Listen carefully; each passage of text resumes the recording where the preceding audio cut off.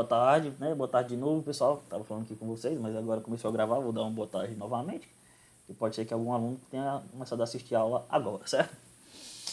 A gente vai falar hoje, né, concluir finalmente o conteúdo da norma regulamentadora 09, que vocês, acho que mais do que eu, já sabem que... Alice, boa tarde, seja bem-vinda. Que trata sobre o Programa de Prevenção de Riscos Ambientais, certo? Sem esticar muito, eu vou logo aqui para esse negócio, para que a gente... muito bem, meu amigo Anderson, para que a gente desenrola logo esse conteúdo, certo? Nossa disciplina é Higiene e Segurança do Trabalho, quem vos fala sou eu, esse Tibério Vieira aqui, certo? NR09, ok? O que é NR09, meu? Vou dar o F11 aqui para sair essa margem. O que é NR09? O que é? Isso aqui é um dos primeiros artigos lá da norma. É a norma que estabelece a obrigatoriedade da elaboração e implementação por parte de todos os empregadores e instituições que admitam trabalhadores como empregados do Programa de Prevenção de Riscos Ambientais. Visando o quê? A preservação da saúde e da integridade dos trabalhadores, através da antecipação, reconhecimento, avaliação e consequente controle dos riscos ambientais, certo? Existentes ou que venham a existir, tendo em consideração a proteção do meio ambiente e dos recursos naturais. Será que eu der...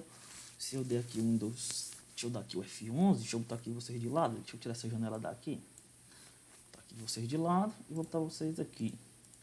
Certo? Vou dividir a tela ao meio. Eu vou tirar aqui. Se vocês falarem, eu vou ver. Se eu der F11 aqui, vai bugar? Vai bugar. Ok, então a gente já sabe que o PPRA é obrigatório, certo? A elaboração e a implementação, não adianta só produzir, tem que implementar o conteúdo por parte de todos os empregadores, seja a bodeguinha, seja a indústria, seja a fábrica, todo mundo tem que ter o PPRA. Se não tiver, é uma deficiência de fiscalização. E até, às vezes, os órgãos fiscalizadores entendem que se eu forçar uma bodeguinha, uma empresa pequena, a ter o PPRA, todos os aspectos das normas regulamentadoras, essa empresa vai falir. Às vezes não tem capital nem para manter o fluxo de caixa, imagine para atender todas as normas, né? A gente já falou sobre isso também. Instituições que admitam trabalhadores como empregados, ou seja, se tem algum funcionário tem que ter PPRA. E ela visa o quê? A preservação da saúde e a integridade dos trabalhadores, certo? Através de vários tópicos que a gente vai ver na frente, para evitar os riscos ambientais. Ela preserva a saúde dos trabalhadores,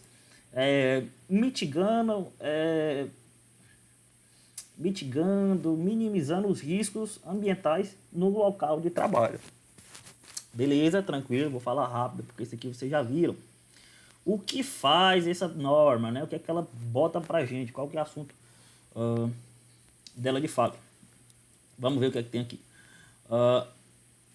O PPRA é um documento, né? Já falei isso para vocês, é um documento que pode ser formato digital, pode estar disponível em formato expresso, em formato digital, tem que ser acessível, certo? É um documento, que objetiva o combate aos riscos ambientais no ambiente de trabalho. Beleza. Devido ao quê? Aos agentes... Pois é, Anderson, a empresa, ainda que seja pequena, a norma diz que se tem empregados, né? Se tem trabalhador, tem que ter PPRA. Aí cabe ao órgão fiscalizador, certo? Ter o bom senso de cobrar, exigir ou não, certo? Se você teoricamente não tem um PPRA, era para ir uma multa em cima. Mas ela tem esse feeling, esse sentimento de que se exigir todas as normas, tem empresa que quebra. É por isso que, tipo assim, é mais comum esse tipo de atendimento às normas, bem direitinho em indústria, fábrica, coisa grande, certo? Você chega ali na capital, geral tem equipes de higiene e segurança do trabalho, tem técnico, tem médico, tem engenheiro. Por quê? Porque são exigidos, certo? A gente sabe que, por mais que exista a regulamentação, elas cobram mesmo de quem pode atender. Foi comentado alguma cosita cá. Se empregado for uma familiar, se aplica da mesma forma. Rapaz, se tiver empregado, trabalhador, certo? E se o cara estiver lá trabalhando sem carteira assinada, aí já é outro problema, certo? Mas enfim, se tiver lá no CNPJzinho, ou até a prestação de serviço. Se tiver um empregado ou um trabalhador prestando serviço para aquela determinada pessoa barra empresa, vamos se restringir ao ambiente de empresa, tem que ter PPRA, beleza? Voltando aqui, é um documento que objetiva o combate aos riscos ambientais no ambiente de trabalho. Todo ano, a gente vai já ver em relação a isso daí. Anualmente tem que ter a renovação, até para saber se o PPRA é válido, né? Porque às vezes está lá o documento simbólico de enfeite na parede, tipo um quadro, e não é aplicável. Não, o PPRA tem que ser feito para ser aplicável. Tem que estar lá diretrizes, metas, mesmo com poucos funcionários. Até voltar aqui no slide 1, isso aqui é um item da norma, acho que é o item 9.1.1. Deixa eu ver aqui. É o 9.1.1, é isso mesmo. É uma norma que estabelece a obrigatoriedade, que admitam trabalhar por parte de todos os empregadores, certo? E instituições que admitam trabalhadores como empregados. Então, se você tem trabalhadores, certo? Aqui está no plural, mas que admite trabalhador, beleza? Como empregado. A partir de um trabalhador se você já tem um trabalhador, você tem um funcionário, tá lá. Você tem que ter o PPRA. Beleza?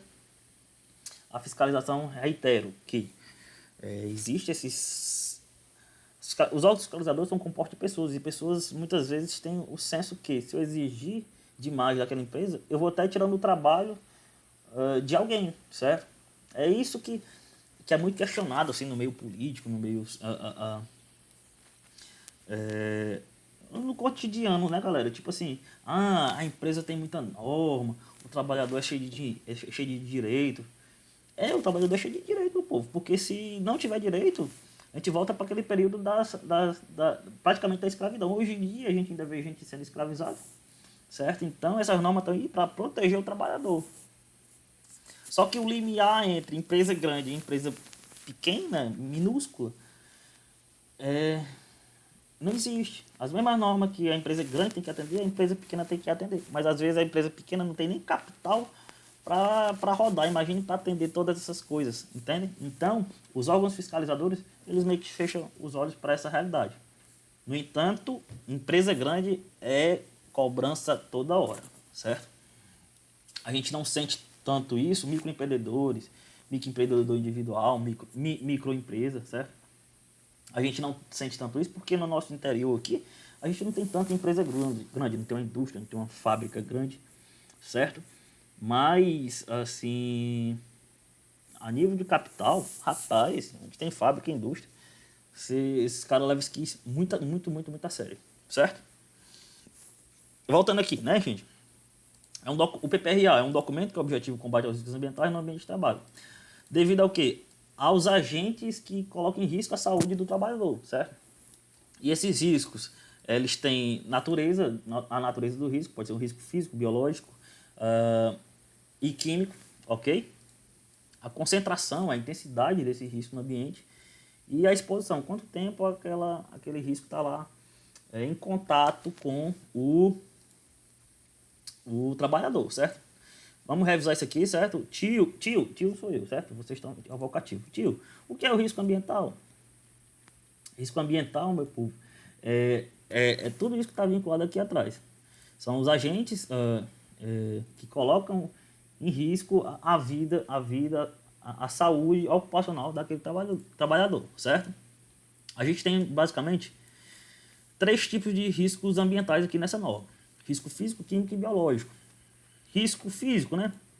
Ruídos, vibrações, pressões anormais, temperaturas extremas, radiações ionizantes, não ionizantes, infrasom e ultrassom. Repetindo, porque eu estou falando muito rápido. Ruídos, um som absurdo, certo? Nos seus ouvidos, toda hora. Meu filho, vai deixar você surdinho daqui a uns dias, vai ocasionar um dano, certo? Então, o ruído excessivo, né, que não respeite as normas e as convenções de saúde, vai comprometer tua audição, certo? Então, isso aí é um risco ao qual o trabalhador pode estar exposto. Vibrações excessivas no ambiente de trabalho, pressões anormais, a gente falou lá, naquele caso lá do tubulão de ar comprimido, que o cidadão tem que submeter a pressões altíssimas para elaborar fundações em alto mar, né? Temperaturas extremas, radiações ionizantes e não ionizantes, ok? Infrasom e ultrassom.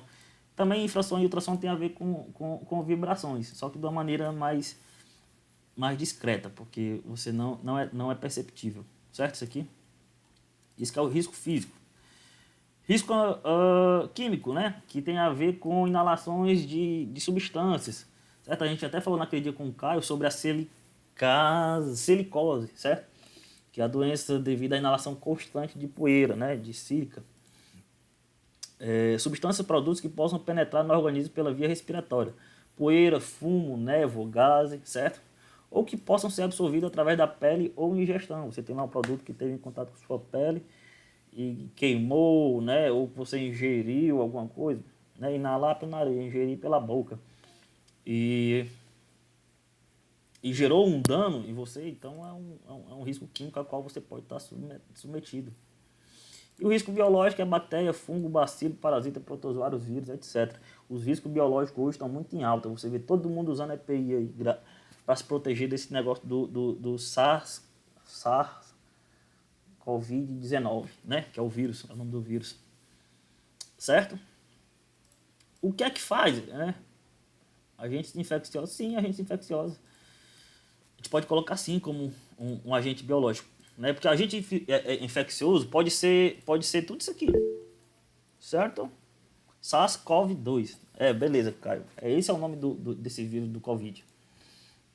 Ok? Então, esse pessoal que está trabalhando no hospital, o pessoal que está aí nas endemias, fazendo higienização, o pessoal que está submetido assim, está exposto a um risco biológico. Né? Está exposto sim, a um risco biológico.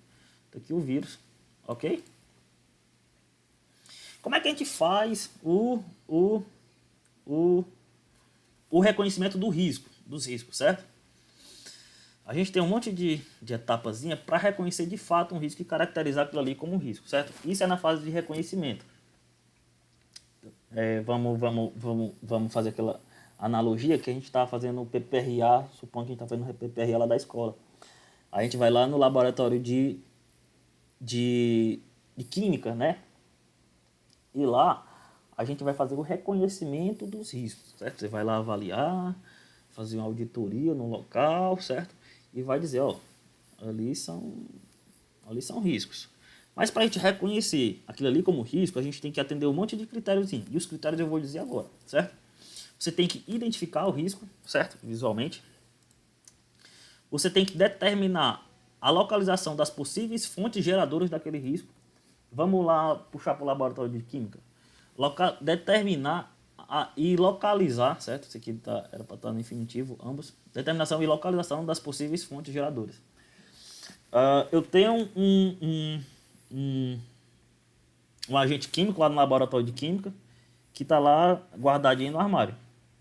Você vai determinar, ó, ali tem ácido nas prateleiras, né?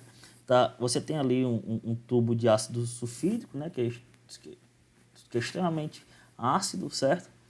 Então você vai lá ver, ó, ácido sulfídrico, né? Você identificou o ácido sulfídrico, determinação e localização. Ácido né, que em contato com a pele vai gerar dano e está guardado lá na prateleira, como falou meu amigo antes aí, certo? Ali é a fonte geradora do risco químico. Identificação de possíveis trajetórias e dos meios de propagação do agente no ambiente de trabalho. Alguém vai falar?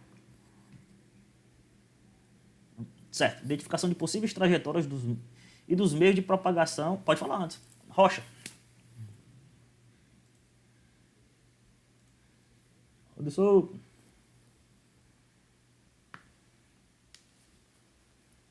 Vai falar?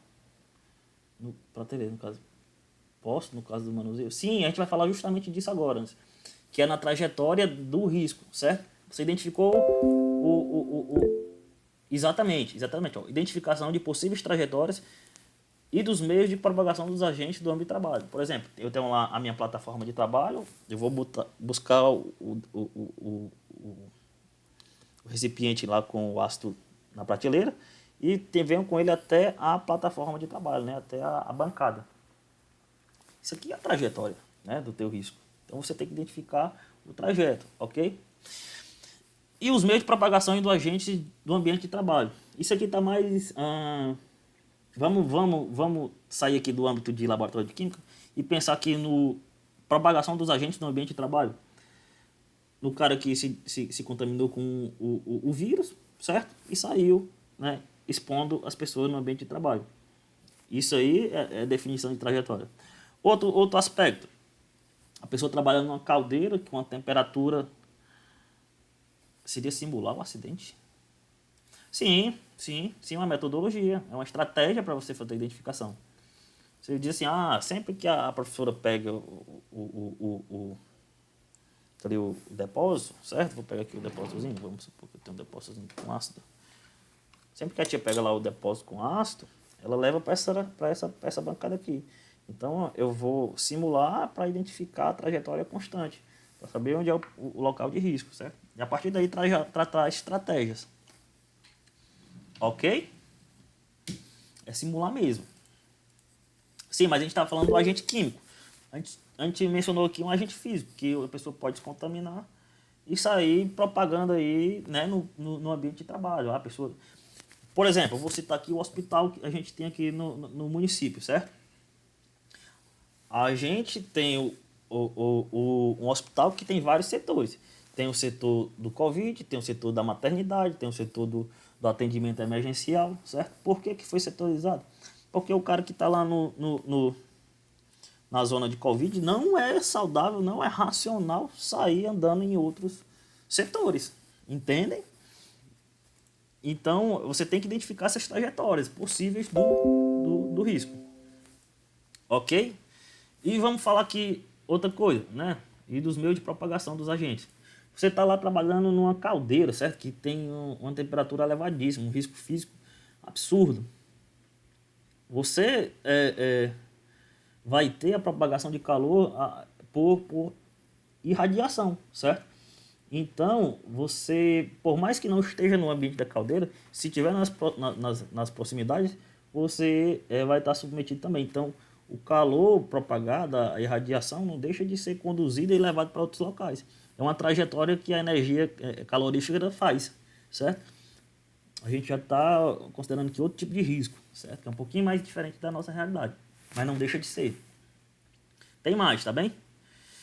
Depois de você identificar, determinar a localização, trajetória, né? Você vai identificar as funções e determinação do número de trabalhadores expostos. Por exemplo, lá no laboratório de química, você tem os trabalhadores e tem os visitantes. Os visitantes são os alunos que vão fazer o experimento, certo? Então, você tem que identificar o que é que cada um faz, né, nesse ambiente e quantificar o número de trabalhadores expostos. Tem quantos professores de química que frequentam de fato esse laboratório? Tem os visitantes, que são os alunos, né? O que é que cada um faz quando está lá no laboratório de química, certo? Eu já estou entrando aqui na caracterização das atividades e do tipo de exposição. As atividades, a professora ela tem a função de pegar o produto, o ácido, certo? E botar para a bancada. O aluno vai observar. Então, a atividade da professora é diferente da atividade do visitante, no caso do aluno, certo? Você vai fazer todo isso daqui para reconhecer se de fato é um risco. Por fim, você vai obter dados que relacionem os danos dos trabalhadores com o possível risco. Ok? Você vai fazer entrevista. Tia de química, a senhora já teve assim já foi intoxicada alguma vez quando manuseou esse produto? Não, não foi não. Beleza, tá ok. Já fui sim, então, opa, é um risco de fato. Beleza? Não, na perguntinha. No caso, seria averiguar a ação de cada operário faz para saber os riscos. Exato. A gente estava falando, você está falando, meu amigo, antes, do grupo de risco, certo? Existem grupos homogêneos e homogêneos de risco. É como eu, professor de edificações, não estou no mesmo grupo de risco da professora de química, certo? Porque ela está exposta a agentes químicos diferentes aos quais eu não estou, certo? Que eu não frequento laboratório de química. Beleza? Mas atendidos esses itens aqui, você fez o reconhecimento do risco, ok? Ainda tem mais um pouquinho, certo? Você vai fazer o reconhecimento aqui, né? Esses dois itens. Os possíveis danos à saúde relacionados ao risco identificado. O que é que você vai fazer? Você vai estudar na literatura quais são as doenças causadas pela inalação ou contato da pele com o ácido sulfídrico. Por exemplo, você vai colocar lá você vai pesquisar nas revistas de medicina e vai ver as doenças vinculadas, ok? Que tem anexo e causalidade, certo? Com o agente químico. E você vai descrever as medidas de controle já existentes. Por exemplo, a tia de química lá na entrevista falou que toda vez que vai manusear esse produto, ela usa uma luva de proteção bem grande, ela afasta todos os alunos, certo? E você vai mencionar tudo isso para você fazer o reconhecimento de um risco, certo? Um risco você tem que atender todos esses itens. Ok? Beleza? Como é que faz, meu povo, o PPRA? Velho, como é que faz o PPRA? A gente tem que atender, gente, algumas... Deixa eu dar aqui um Ctrl menuzinho aqui. Deixa eu dar não, afasta aqui. Como é que faz? Você tem que fazer essas etapas aqui, ó, gente. Antecipação, reconhecimento, prioridades e metas, metas de avaliação de controle, avaliações de risco da exposição, implantar medidas de controle, monitoramento da exposição, registro e divulgação de dados. Isso aqui é a sequência que a gente faz para poder montar um PPRA. A gente acabou de falar de um, certo? Que é o maior, que foi o reconhecimento. A gente acabou de falar de como é que faz o reconhecimento dos riscos, certo? Mas tem todos esses aqui para fazer também. Vamos falar aqui de um por um. O maior, gente, eu falei para vocês que é o reconhecimento. Antecipação. Opa, escrevi errado aqui. Deve-se considerar, né? Não é considerar. Deve-se considerar a possibilidade de projetos de novas instalações, métodos ou processos de trabalho e modificações que porventura venham a ocorrer. Até mencionei para vocês que considera-se que lá na nossa escola vai existir um laboratório de materiais, né? Vocês lembram que a gente falou sobre isso, né? Então, se você já está escutando esse burburinho, se a direção confirmou para vocês, vocês vão lá no PPRA, vão avaliar quais são os instrumentos que vai existir lá no laboratório, já vão incluir, já vão se antecipar ao risco que esse laboratório pode ofertar, certo? São novas instalações. Métodos ou processo de trabalho. Os métodos de trabalho vai mudar, por exemplo, lá no laboratório de física, a gente fazia somente experimentos, né, que não expunha ninguém a nenhum risco. No entanto, chegou uma estufa e a gente vai fazer um estudo de calorimetria, então vai ter um novo processo de trabalho, certo? Então você vai considerar isso lá no PPRA da sua escola. E até mesmo modificações. Por exemplo, a tia de química lá não tem mais só o ácido sulfídrico, certo? Chegou outro ácido clorídrico, certo? Que também é tão... Você vai ter uma modificação no processo de trabalho. Você também vai se antecipar a isso. Você chegou lá na escola, né? Você vai conversar com todo mundo. Você vai dizer, olha, existe a projeção, existe a intenção de mudanças, ok? Você tem que se informar sobre tudo isso para ter um PPRA bem feito. Você tem que se antecipar, né? Está dizendo. Reconhecimento, você vai se antecipar, né, nessas conversas, nesse diálogo. Depois você vai sair ambiente por ambiente fazendo um reconhecimento. Aquelas etapas que a gente falou anteriormente, certo? Reconhecimento dos riscos físicos, químicos e biológicos.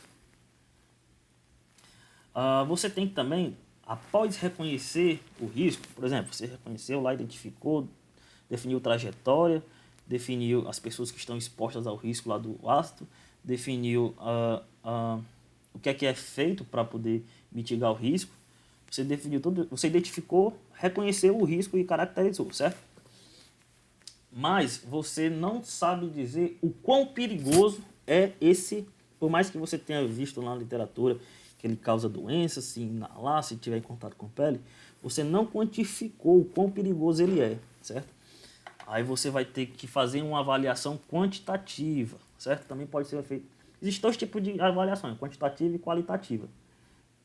A mais interessante, a mais bacana, a mais que tem mais embasamento é a quantitativa, porque é feita a partir de estudos técnicos, de ensaios laboratoriais, ok? Você vai ter, ao final, você vai ter um número de referência o quão perigoso ele é, certo? Aquele risco. Na avaliação quantitativa, você comprova o controle da exposição, a inexistência de risco identificado. Você também pode descartar. Você identificou aquilo ali como risco, mas você depois vai ver que não é um risco, certo? Você pode, através da avaliação quantitativa, dos ensaios daquele material, você pode dizer que ele não é um risco, inexistência de risco. Ou você vai dizer, olha, ele é muito perigoso, certo? Você pode dimensionar a exposição dos trabalhadores. Por exemplo, você vai dizer, ó, é importante que a tia de química só trate com um beckzinho por vez, certo? Porque o risco que ele oferta é muito grande para você estar com 3 ao mesmo tempo, certo? 3 beckers na mesa. E você também pode subsidiar o equacionamento de medidas de controle. Olha, esse risco aqui, que é o ácido sulfuroso, ele não é tão... O ácido sulfídrico, sim, ele é perigoso, mas o ácido sulfuroso não é tão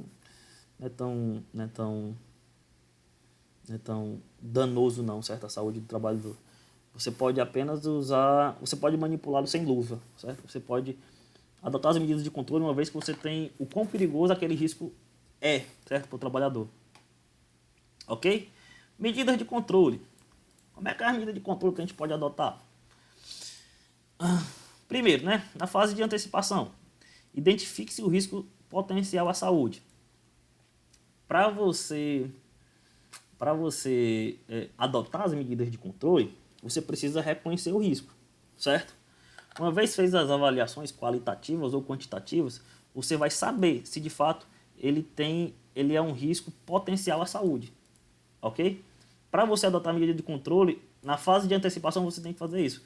Você tem que identificar o risco, uma vez validado o risco, você tem que ver se ele tem risco à saúde, para então tomar medidas preventivas em relação àquele risco, ok? Aqui tem uma diferença na fase de antecipação e na fase de reconhecimento. Por quê? Porque na fase de antecipação é um risco que ainda vai chegar. Na fase de reconhecimento, o risco já existe, certo? Como é que eu posso como é que eu posso me prevenir do risco que ainda nem existe lá na escola? Como é que eu vou me prevenir do risco do Casa Grande, tá lá girando a manivelazinha, se o risco nem existe, certo? No entanto, o ácido sulfídrico já existe lá na escola. Então, ele é um risco evidente, certo? É um risco existente já lá na escola. Lá, no caso aqui da antecipação, ele é um risco potencial, que ainda pode chegar, certo? E quando... esse aqui eu estou falando muito rápido e eu acho que vou tirar o pé. Você vai adotar medidas de controle quando? Na fase de antecipação, se você identificar o risco potencial à saúde. Na fase de reconhecimento, se você reconhecer um risco evidente para a saúde. Ou quando você identificar um risco, né, aleatório na escola, sem ser um ambiente definido. Quando eles excederem os limites das normas, certo? E das agências internacionais de higiene sanitária. Ok? O que é que eu estou dizendo? Vamos considerar aqui, pessoal, que lá na escola tenha um poço de água, certo? Que eu acho que não tem, não sei. E que fica uma pessoa ali sempre próxima ao motor. Algum funcionário ali sempre próximo ao motor. E esse motor faz um ruído absurdo, faz uma zoada absurda, certo? Que extrapola os limites das normas de salubridade. A gente vai ver isso ainda, NR15, certo? Eu nem sei se a gente vai ver NR15, estou lembrando não. Certo? Então, uma vez que extrapola esse limite definido pelas normas, você tem que adotar a medida de controle. Voltando aqui para o item B, quando você tiver um risco evidente à saúde, reconhecido, você tem que adotar a medida de controle. Quando você, lá na fase de antecipação, reconhece que tem um risco potencial à saúde, você vai ter que adotar a medida de controle, certo? São essas as circunstâncias que você adota a medida de controle. Repetindo, porque é delicado isso aqui. Você vai adotar a medida de controle quando? Na fase de antecipação, você identifica um risco potencial à saúde. Na fase de reconhecimento, você identifica um risco evidente à saúde. Ou quando existe um risco que excede os valores estabelecidos em normas, certo? Aquele risco pode ter. Por exemplo, quando a gente está lá na sala e liga o ar-condicionado, fica lá um motorzinho. é um ruído, só que não extrapola os limites excedidos em norma, estabelecidos em norma, entendeu? Diferentemente do cara tá lá no motor com 130 decibéis, certo? Tá estourando os limites estabelecidos nas normas, certo? Então, tem que ser adotada a medida de controle. Na nossa sala não, porque o ruído é bem baixinho do ar-condicionado. Entenderam? Eu tô falando. Sim, sim. Pessoal da rádio do colégio. Tem rádio no colégio, pessoal?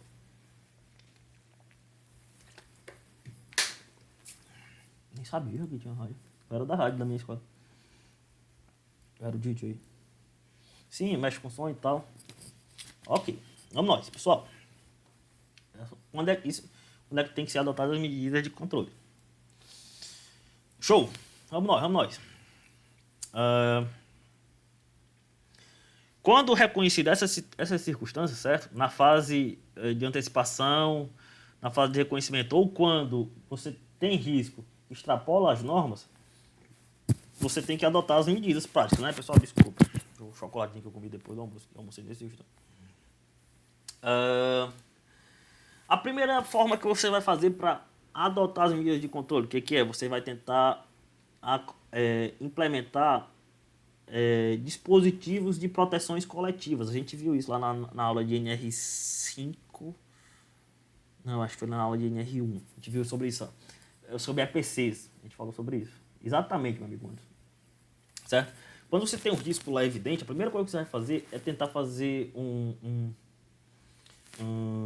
adotar, implementar instrumentos, equipamentos, medidas de proteção coletiva, certo? Você vai tentar, a primeira coisa que você vai fazer é tentar proteger todo mundo de uma vez, ok? Seguindo essa hierarquia aqui, ó, de cima para baixo, Primeira coisa que você vai tentar fazer é eliminar ou reduzir a utilização ou a formação dos agentes prejudiciais. Essa fase que eu falei é basicamente aquela... Show, meu amigo Anderson. Essa frase que eu acabei de falar, eliminar ou reduzir a utilização ou a formação dos agentes prejudiciais, é aquela frasezinha que a gente sabe desde pequeno. A gente corta o mal pela raiz. Se a gente tem um motor que é muito zoado dentro, a gente vai lá. Primeira coisa que, né, tem que ser possível, se for possível, vai lá e troca um motor por um motor que faça menos zoada. Certo? Você corta o mal pela raiz. Eliminar ou reduzir a utilização ou a formação dos agentes prejudiciais. Ah, eu não posso eliminar, não, então eu vou reduzir. Eu vou usar menos, certo? Ok? Não deu para fazer isso, não, nem deu para eliminar, nem para reduzir. Eu vou fazer o seguinte, eu vou prevenir a liberação ou a disseminação desses agentes no ambiente de trabalho. Esse aqui já não dá para enquadrar tanto no motor, né? Mas é o seguinte, vamos aqui pro agente biológico, certo? Vamos pro agente biológico. Você vai lá no hospital daqui e você vai restringir o acesso, certo? Das pessoas àquele determinado ambiente. Não, pessoal, aqui só entra quem de fato está com Covid e que a gente tem que evitar a disseminação desse agente, certo? Tá lá o funcionário lá do hospital, da limpeza, e ele quer ir fazer a função dele, quer limpar, né? Não, aqui só entra quem de fato tem acesso liberado. Eu nem sabia que o laboratório de biologia, e que lá a escola tinha laboratório de biologia. Bom saber, meu amigo, entendeu? Primeira coisa, elimina ou reduz. Segunda coisa, toma medida administrativa, certo? Para restringir o acesso a esse equipamento, ok? E por fim, as medidas que reduzam os níveis ou a concentração desses agentes no ambiente de trabalho. Vamos aqui falar aqui do motor, certo? Nesses três casos. Se não tem... A primeira coisa que você vai tentar fazer é trocar. Se não tem como trocar, você vai tentar reduzir a utilização desse equipamento, certo? Não deu, você vai fazer o seguinte, você vai restringir o acesso das pessoas até esse equipamento. Só pode ir determinada pessoa lá para esse equipamento. Ok, pessoal? A gente vai ter que restringir o acesso porque ele faz muita zoada. Tá deixando todo mundo surdo. Ok? E não dá para restringir, você vai ter que tomar medidas que reduzam os níveis ou a concentração desse agente no ambiente de trabalho. Você vai ter que tomar uma medida administrativa para poder reduzir o nível de alguma maneira. Você vai botar um abafador, você vai botar uma caixa acústica, alguma coisa você tem que fazer, certo? Isso é no âmbito de proteção coletiva. Existe essa hierarquia. Primeira coisa, cortar uma pela raiz. Não deu, você vai restringir o acesso àquele equipamento. Não deu, você vai ter que tomar alguma medida para inibir o ruído daquele equipamento. Ok? Eu botei aqui a fotinha dos EPCs, caso vocês, né, recordem, certo? Que a gente tem área de barulho intenso, obrigatoriedade de abafador de ruído, ok? Não deixa de ser um EPC, use capacete, placa de sinalização, cone, certo? Aqui faixas restritivas de acesso. Isso aqui é no âmbito de EPC, ok? Quando não for possível adotar EPC, a primeira coisa que a gente vai fazer o que? É tentar adotar os EPCs. Se não for possível adotar o EPC, você vai tentar adotar medidas administrativas ou de organização de trabalho. Pessoal, é o seguinte, o motor faz muita zoada, tá deixando todo mundo surdo, tá tendo déficit auditivo de quem está utilizando aquele equipamento. É o seguinte, a gente vai ter que ligar só à noite esse equipamento, porque ligar à noite fica poucas pessoas aqui, então menos gente expostas, certo? Isso é medida administrativa ou organização de trabalho. Mas não dá, tem que ser ligado de dia, aí não tem jeito, pessoal. Aí você vai ter que dar EPI para todo mundo, beleza? Para quem utiliza lá o equipamento. O grupo de risco que está exposto àquele equipamento, não tem jeito, você vai ter que dar o EPI. Você sabe mais do que eu, NR06 é equipamento de proteção individual. Ok? Ou seja, né, recapitulando, EPI é a última saída, certo? Você tem que tentar a todo custo adotar as medidas profiláticas, e coletivas. Ok? Se não dá, né, fez aquela hierarquia, não deu, não tem como tomar medida administrativa para corrigir, não dá, então você vai ter que dar EPI para quem vai utilizar o equipamento, a quem está sendo exposto ao risco. Beleza? Quero um retorno de vocês, saber se vocês estão dormindo aí, pessoal. Belezinha, belezinha. Ixi, o resto dormiu. Beleza. Beleza, escutei uma beleza.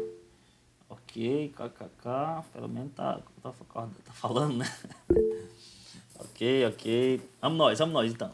Valeu, Brainha, valeu, Marcos, Cauã, certo? Exemplo de EPI, né? Protetor aqui para protetor de crânio, protetor auricular, protetor de ruído, certo? Cinto de gravidade, botas, protetor dos olhos, né? E as luvas, certo? Muito bem, você aproveita para usar esse dia que protege também. Gente, o monitoramento, né? O monitoramento, né, é uma das etapas lá de como faz o PPRA. Deve ser feito sempre que necessário, avaliação sistemática da necessidade das medidas de controle adotadas. Você tem que fazer, avaliar constantemente se as medidas de controle estão sendo satisfatórias. Tibério, o pessoal lá do motor, né, colocou um protetor auricular, mas não está vingando não. O pessoal está reclamando ainda, que não está escutando direito. Então você vai ter que rever a sua medida de controle. Ok? Você vai ter que rever o EPI que você está usando. Ou então, se não tem jeito, você vai ter que trocar de mesmo motor, porque não tem quem aguente ficar perto daquele motor. Certo? Você tem que monitorar. Certo? Sempre que necessário. Certo? Uma vez feito o EPI, o PPRA, né, o documento, né, ele tem que ser acessível, certo? Tem que ser acessível para os trabalhadores, para o fiscal do Ministério do Trabalho, tem que estar acessível, pode ser impresso, pode ser digital, tem que ser acessível, certo? E é necessário que vai ser normal você estar sempre fazendo revisão, uma vez que você vai ter que estar atualizando as medidas de controle, avaliação de risco, certo? Então sempre tem que existir revisões. E essas revisões têm que ficar guardadas por um período mínimo de 20 anos. E tem que estar lá no PPRA. A primeira modificação foi lá em 2021. Né? No final de 2021 fez lá outra modificação. Então você tem que estar sempre atualizando e deixar isso guardado. Certo? Tá duplicado isso aqui. Certo? Considerações finais sobre o PPRA, pessoal. A elaboração, implementação e avaliação do PPRA poderá ser feita pelo Serviço Especializado em Engenharia, Segurança e Medicina do Trabalho, SESMIT, né? Aquele negócio lá que a gente viu, acho que foi da NR5, que foi quando a gente falou de CIPA. Ou alguma pessoa, né? Alguma pessoa ou equipe que seja capaz de desenvolver o disposto nessa norma regulamentadora. Pode ser alguém lá do serviço especializado, certo? Engenharia ou medicina, né? Lá da sua empresa. Ou alguém que se sinta apto e capaz de fazer esse documento válido, certo? Ah, Tibério, eu fiz, mas não ficou bom. Aí você vai ter que responder as medidas administrativas e legais, né? Uma vez que você fez um documento que não tem validade, certo? Ok? Eu vou colocar aqui de novo, pessoal, o que a gente leu lá no começo, certo? Para a gente dar uma recapitulada. Aquele primeiro artigo que fala, né? O que é essa NR09, o que é o PPRA? É uma norma que estabelece a obrigatoriedade da elaboração e implementação por parte de todos os empregadores e instituições que admitam trabalhadores como empregados, certo? Do Programa de Prevenção de Riscos Ambientais, visando a preservação da saúde e da integridade dos trabalhadores, através da antecipação, reconhecimento, avaliação e consequente controle de ocorrências de riscos ambientais existentes, ou que venha a existir no ambiente de trabalho, ou que venha a existir, a gente está falando da antecipação, certo? Tendo em consideração a proteção do meio ambiente e dos recursos naturais. Ok. Isso foi a nossa revisão zona e também a gente agregou muito aqui sobre o PPRA, né? Os conhecimentos novos. E alguém tem alguma dúvida?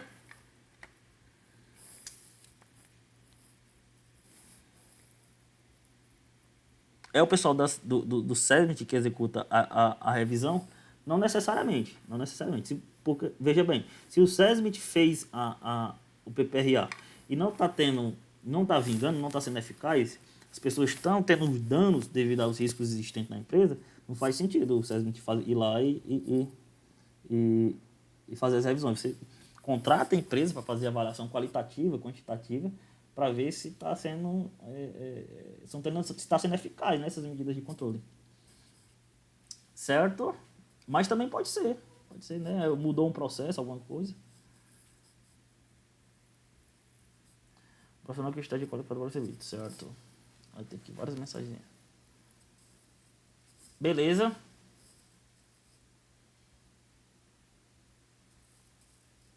Show, galerinha. Eu vou parar de gravar aqui, tá?